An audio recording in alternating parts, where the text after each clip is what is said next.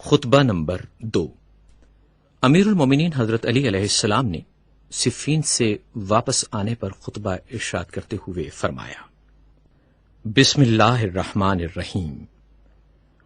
نعمت خداوندی کی تکمیل کرتا ہوا اور عزت الہی کو تسلیم کرتا ہوا اور اس کی معیشت سے دامن کشاں ہوتا ہوا میں خدا کا سپاس و شکر ادا کرتا ہوں۔ احتیاج اور ضرورت کے سلسلے میں اسی سے کمک کا طالب ہوں کہ وہ کفایت کرے۔ جسے اس نے ہدایت دی وہ گمراہ نہیں ہو سکتا، جس سے اس نے دشمنی کی وہ نجات نہیں پاتا، جس کو وہ کافی ہوا پھر وہ منتشر اور پراگندہ نہیں ہو سکتا۔ بلا شبہ شکر کا پلہ سب سے گراں ہے اور سب سے اچھا سرمایہ ہے جو جمع کیا گیا، اور میں شہادت دیتا ہوں کہ خدا کے سوا دوسرا کوئی معبود نہیں، وہ ایک ہے اور اس کا کوئی شریک و ہمتا نہیں۔ یہ وہ گواہی ہے جس کا اخلاص پرکھ لیا گیا، جس کا اعتقاد شائبہ شرک سے پاک ہے۔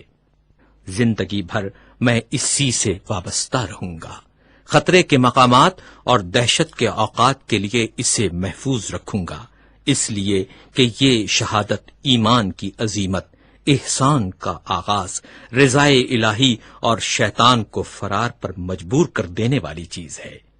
نیز میں گواہی دیتا ہوں کہ محمد صلی اللہ علیہ وآلہ وسلم اللہ کے بندے اور اس کے رسول تھے، جنہیں خدائے بزرگ و برتر نے دین مشہور اسلام، علم معصور، کتاب مستور، نور ساطع، ضیاء العم اور حکم محکم کے ساتھ بھیجا تاکہ شبہات برطرف ہوں اور کھلے ہوئے واضح اور محکم دلائل سے حجت کی جا سکے۔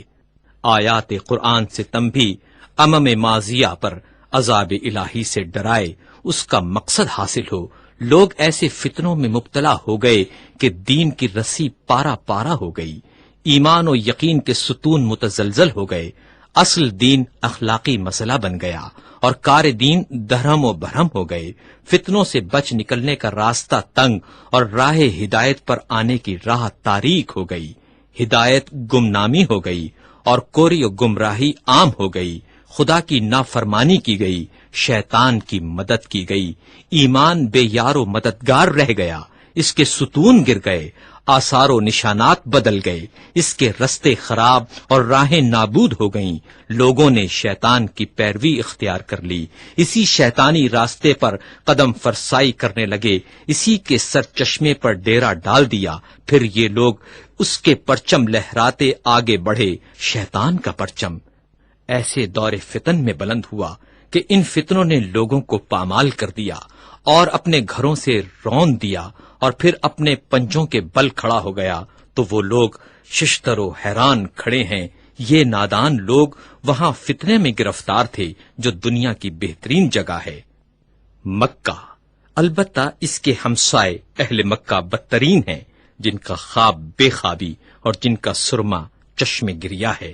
یہ سب کچھ اس سرزمین پر مکہ میں ہوا جہاں دانا کی زبان بند اور نادان باعزت و ارجمند ہیں۔